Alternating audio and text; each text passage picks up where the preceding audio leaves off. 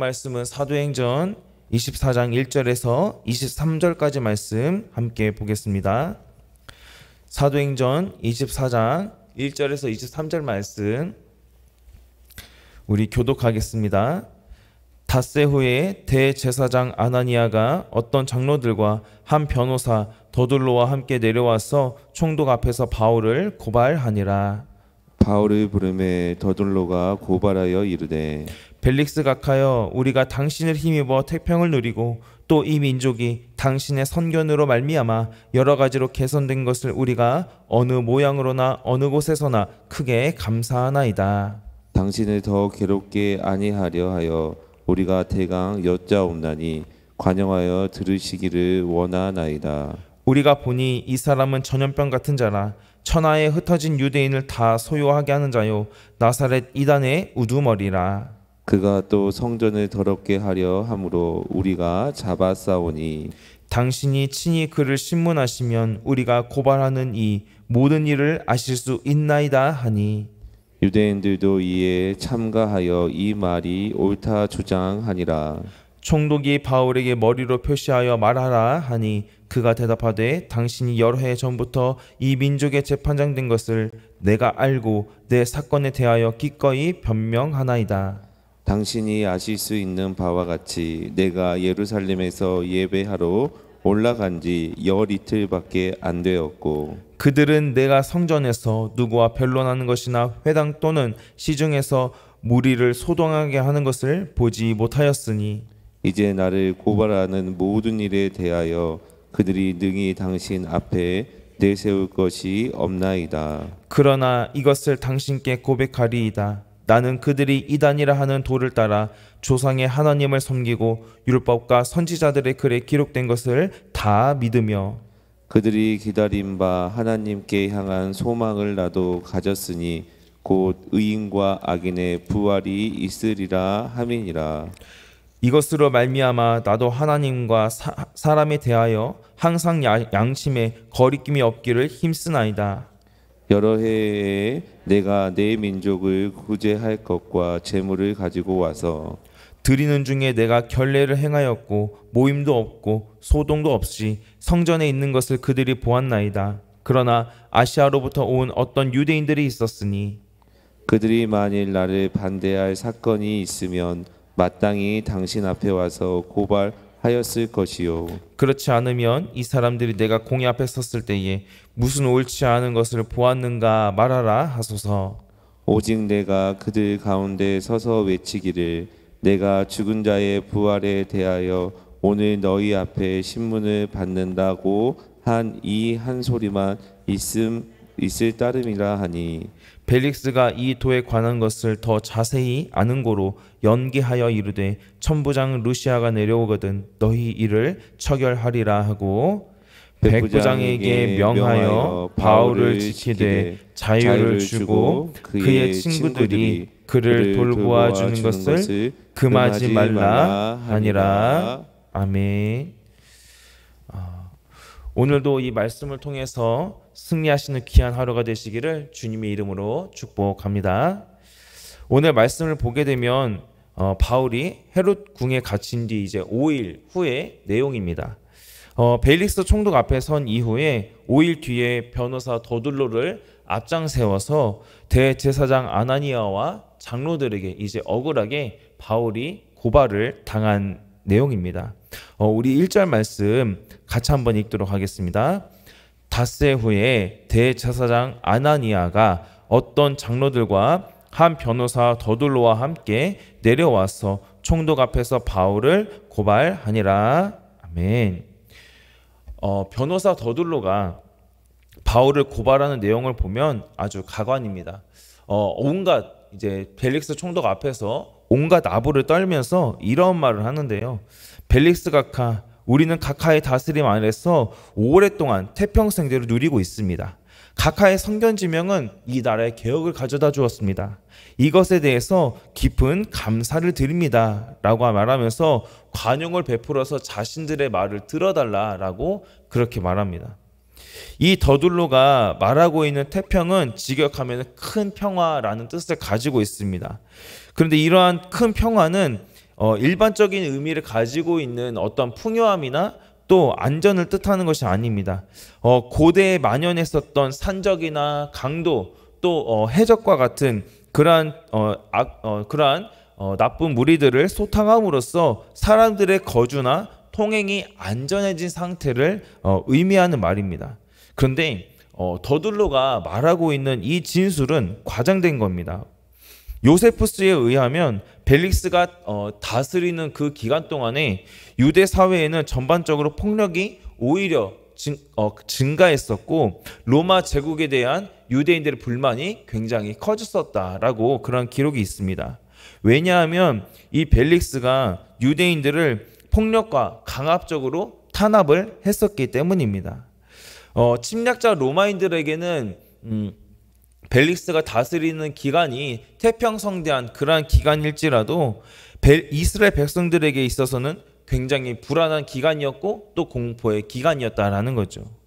더둘로는 벨릭스의 타고난 그 통치력 덕분에 유대인들의 삶의 질이 개선되었고 또 어느 곳에서든지 유대인들이 벨릭스 총독에게 감사하고 있다라고 그렇게 말합니다. 그러니까 이 더둘로 변호사가 말하는 모든 게 허풍이고 과장이고 거짓말인 것이죠. 자신들에게 유리하게 하기 위해서 총독의 환심을 사기 위해서 이러한 말을 지금 하고 있는 겁니다. 이렇게 하는 것 자체가 지금 자신들의 주장이 얼마나 빈약한지 반증하는 내용입니다. 아첨을 하는 사람과 받는 사람은 모두 결코 그 선한 결과를 얻을 수가 없습니다. 아첨을 한다는 것은 그만큼 진실하지 못하다라는 의미이기 때문이죠. 그들이 바울을 고발하는 발언을 하는데요. 우리 5절부터 8절까지 내용을 함께 읽도록 하겠습니다. 우리가 보니 이 사람은 전염병 같은 자라 천하에 흩어진 유대인을 다 소요하게 하는 자요 나사렛 이단의 우두머리라. 그가 또 성전을 더럽게 하려 함으로 우리가 잡았사오니 당신이 친히 그를 신문하시면 우리가 고발하는 이 모든 일을 아실 수 있나이다 하니 아멘. 집요하게 불법적으로 이 바울을 죽이려고 할 만큼 정의와는 거리가 먼 이 사람들이 바울을 고발합니다. 바울을 향해서 지금 굉장히 거친 표현을 하고 있는데요. 전염병 같은 자라고 바울을 향해 그렇게 말하고 있습니다. 그러니까 바울이 전하는 그 예수님 전하는 것을 지금 전염병과 같다라고 그렇게 표현하고 있는 것이죠. 누가 진짜 전염병 같은 자들인지 구분을 이들은 하지 못하고 있습니다. 또 온 땅에 흩어져 있는 디아스포라 유대인들 그들에게 예수님을 전해서 유대인 공동체를 와해시키고 또 그로 인한 소동을 일으켜서 평화를 파괴하는 자다라고 그렇게 말하면서 나사렛 이단의 우두머리로 또 이 바울을 고발을 하고 있습니다. 그러니까 로마 전역에 흩어져 있는 로마 곳곳에 흩어져 있는 이 유대 공동체에 소동을 일으켜서 로마의 질서와 또 평화를 지금 어지럽히고 있는 위험한 선동가다라고 바울을 그렇게 말하고 있는 거죠. 바울이 평화를 저해하는 정치적인 범죄자이다라고 그렇게 교묘하게 말하고 있는 겁니다. 그런데 바울이 재판까지 오게 된 이유는 이러한 내용이 아니라 따로 있죠. 유대 종교 지도자들의 입장에서 보게 되면은 이 바울이 예루살렘에 와서 유대교의 심장부라고 할 수 있는 이 성전을 더럽히고 유대교 신앙 전체를 오염시켰기 때문입니다. 그래서 바울을 현행범으로 즉각 체포를 했고 또 여기까지 오게 된 것입니다. 그렇게 얘기하니까 재판에 더둘로가 그렇게 이야기를 하니까 재판에 참석한 사람들이 모두 그 더둘로가 말한 진술 내용이 사실이다라고 말하면서 거두는 내용입니다. 바울이 이 말을 들었을 때 얼마나 억울했을까요? 바울이 무슨 일을 했나요? 바울이 한 일은 다른 게 아니라 하나님의 일이었습니다. 성령께서 이끄시는 대로 복음을 전했고 교회를 세우면서 하나님의 나라를 위해서 일했습니다. 정말 하나님을 위한 사람은 바울이었다라는 거죠. 진정으로 하나님을 섬기지 않는 자들이 하나님을 섬기는 척하면서 자신의 이득을 취하기 위해 그렇게 바울에게 누명을 씌웠습니다. 결국 그들은 자기들의 욕심 때문이었던 겁니다. 더둘로의 고발은 그 어떤 증거도 증인도 없는 굉장히 불충분한 내용의 고발이었습니다. 그럼에도 불구하고 유대인들은 이 모든 것이 사실이다라고 지금 주장을 하고 있는 겁니다. 하나님의 뜻과 방법을 따라야 하는 이들이 세상의 법과 수단을 의지하는 그런 굉장히 안타까운 모습을 보여주고 있습니다. 그리스도인이라고 한다면은 세상을 따르는 삶을 거부하고 오직 하나님의 뜻과 하나님의 방법을, 하나님의 말씀을 따르는 삶을 살아야 하는 것이죠. 그런데 그들이 누명을 씌우면서도 이들은 바울이 전하는 복음에 대해 매우 두려워했습니다. 왜냐하면 그들이 말한 대로 바울이 전했던 그 복음은 전염병과 같이 매우 빠른 속도로 퍼졌기 때문입니다. 눈에 보이지도 않으면서 무섭게 사람들을 감염시키는 이 전염병 바이러스처럼 유대 종교 지도자들에게 이 복음이라는 것은 공포 그 자체였던 겁니다. 바울이 전하는 복음으로 말미암아 많은 유대인들이 회개하고 예수님을 그리스도라고 고백을 하게 되니까 유대 종교 지도자들은 매우 두려워했습니다. 왜냐? 자신들이 주도해서 이단으로 정죄한 그 예수님이 하나님의 아들이요 메시아라는 사실을 유대인들이 믿게 되면은 자신들이 하나님을 대적하는 사탄의 앞잡이가 되는 것이었기 때문입니다. 그래서 그들은 어떻게 해서든지 바울이 복음을 전하지 못하게 그렇게 열심히 방해를 했던 것이죠. 그러나 그들의 말대로 전염병처럼 복음은 사람이 어떠한 가진 방법을 다 동원해도 막을 수 없는 절대적인 하나님의 구원의 능력인 줄을 믿습니다. 사탄의 세력이 복음 전파를 막기 위해서 온갖 박해를 가하고 심지어 복음을 전하는 전도자를 죽이기까지 해도 생명력 있는 복음 전파를 결코 절대로 막을 수는 없다는 사실입니다. 이처럼 복음의 역사는 강력합니다. 왜 그런가요? 바로 이 복음은 살아있기 때문입니다. 죽어있는 것은 아무리 움직이게 하려고 해도 움직이지 않습니다. 왜 그렇습니까? 말 그대로 죽었기 때문입니다. 그러나 살아있는 것은 가만히 있게 하려 해도 또 멈추게 하려 해도 움직일 수밖에 없는 것이 바로 살아있는 것, 복음이라는 것이죠. 이제 더둘로의 고발에 대한 바울의 변론을 우리가 함께 살펴보려고 합니다. 드디어 바울에게 이제 자기 변호를 할 수 있는 그러한 기회가 찾아오게 됐습니다. 바울은 벨릭스 총독이 유대인의 재판장이 된다는 것을 인정하는 말을 먼저 하면서 자신의 사건을 내가 변명하겠습니다 라고 그렇게 말합니다. 우리 10절 말씀인데요. 10절 말씀 같이 한번 읽겠습니다. 총독이 바울에게 머리로 표시하여 말하라 하니 그가 대답하되 당신이 여러 해 전부터 이 민족의 재판장 된 것을 내가 알고 내 사건에 대하여 기꺼이 변명하나이다. 아멘. 바울이 이렇게 말하는 거죠. 저는 총독께서 몇 년 동안에 이 나라의 재판관이셨던 것을 알고 또 이제 내가 내 사건에 대해서 지금 당신 앞에서 기꺼이 변호하려고 합니다. 그리고 이어서 총독의 오랜 경험을 인정하면서 사건을 공정하게 파악하고 재판해 줄 것이다 라고 그렇게 말하고 있습니다. 그러니까 이 벨릭스 총독이 바울 자신을 억울하지 않게 공정하게 재판해 줄 것이라고 공정하게 재판해 주기를 그렇게 바라는 마음으로 말하고 있는 것이죠. 이어서 바울은 11절부터 13절에 자신에게 있었던 일에 대해서 말하고 있습니다. 더둘로가 자신을 향해서 고발했던 그 두 가지 고발이라는 내용은 터무니없는 내용이라고 지적하고 있습니다. 12일이라고 하는 이 짧은 시간 동안에 큰 소동은 절대 일어날 수도 없고 또 자신은 예루살렘 성전에서 예배드리기 위해서 올라갔을 뿐입니다 라고 말하고 있습니다.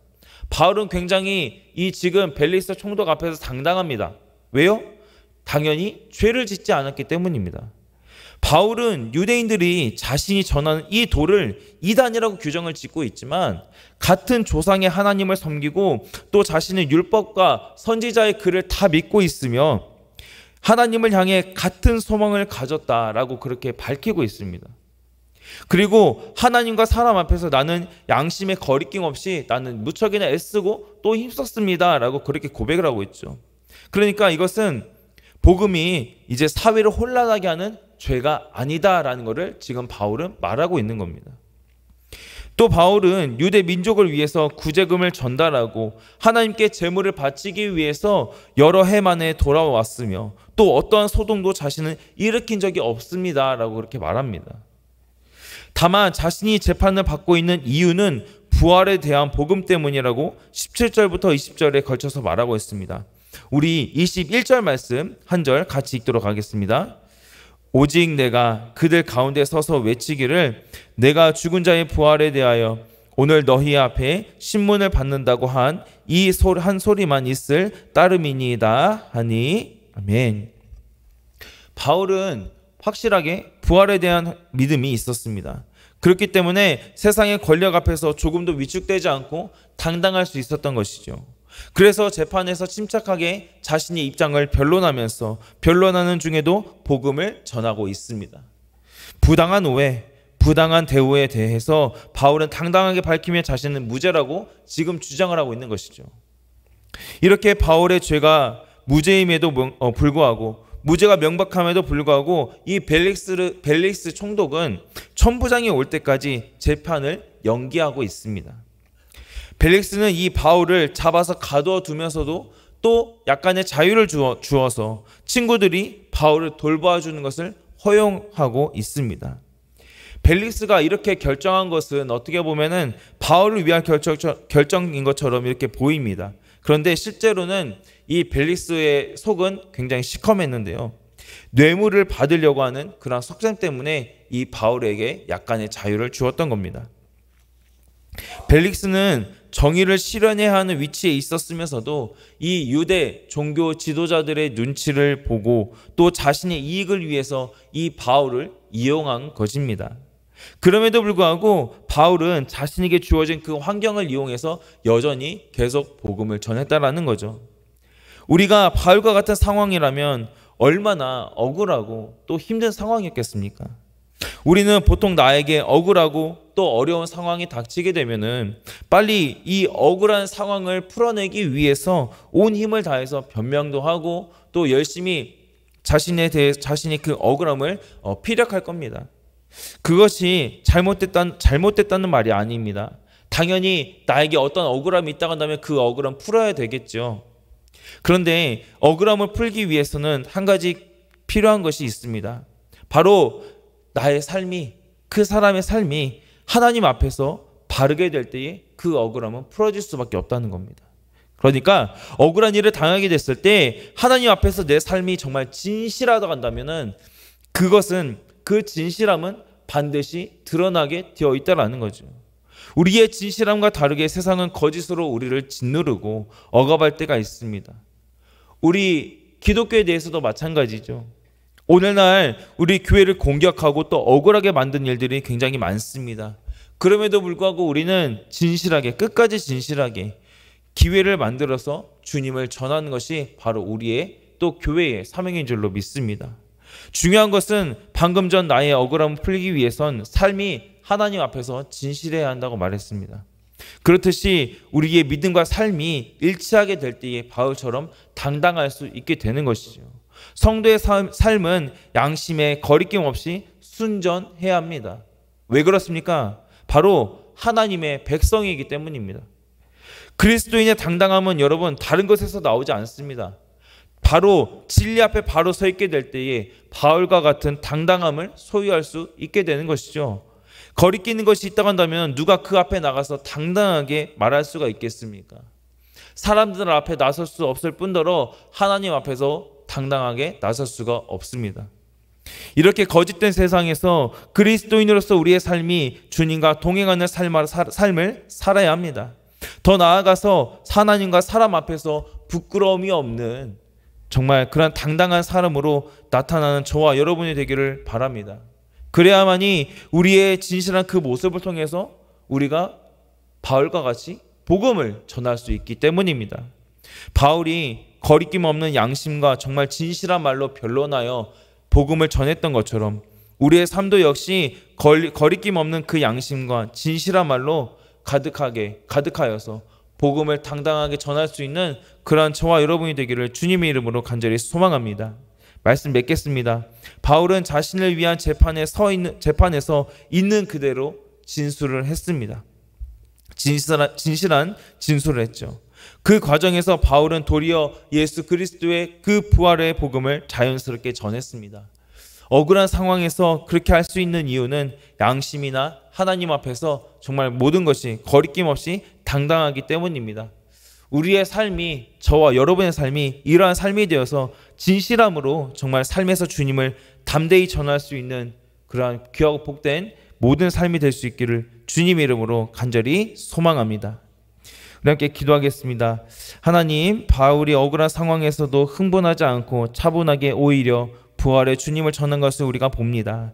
우리의 삶도 이와 같기를 원합니다. 하나님과 사람들 앞에서 진실한 삶을 살게 하여 주시옵시고 당당하게 양심에 거리낌 없이 정말 주님 앞에서 순전한 삶이 되기를 원합니다. 우리 안에 신앙의 담대함과 단단함을 더하여 주시고 복음과 삶이 일치하는 삶을 살아서 오직 주님만 전파하는 우리가 될 수 있도록 주님 함께하여 주시옵소서. 그러한 삶을 통하여 주님께 영광 올려드리는 우리의 모든 삶이 되도록 주님 붙들어 주시옵소서. 모든 것 감사드리며 예수님의 이름으로 기도합니다. 아멘. 우리 함께 합심해서 기도하겠습니다.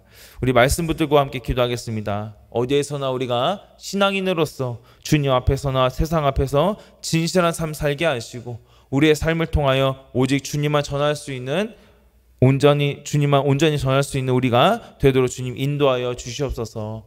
오늘 새가족 워크숍이 있습니다. 우리 교회 등록한 모든 새가족들 주님께서 붙들어 주시고 적응 잘하게 하시며 특별히 정말 귀한 믿음의 동역자들 만나게 하셔서 즐겁고 기쁜 신앙생활을 할 수 있도록 주님 우리 새가족들 붙들어 주시옵소서. 기도해 주시고요. 또 새가족 워크숍 그 모든 시간도 처음부터 끝까지 은혜 풍성한 시간 되게 하시고 기쁨의 교제 시간 될 수 있도록 주님 함께하여 주시옵소서. 기도해 주시기 바랍니다. 우리 그리고 각자 개인 기도 제목 가지고 주님 한번 찾고 기도하도록 하겠습니다. 주여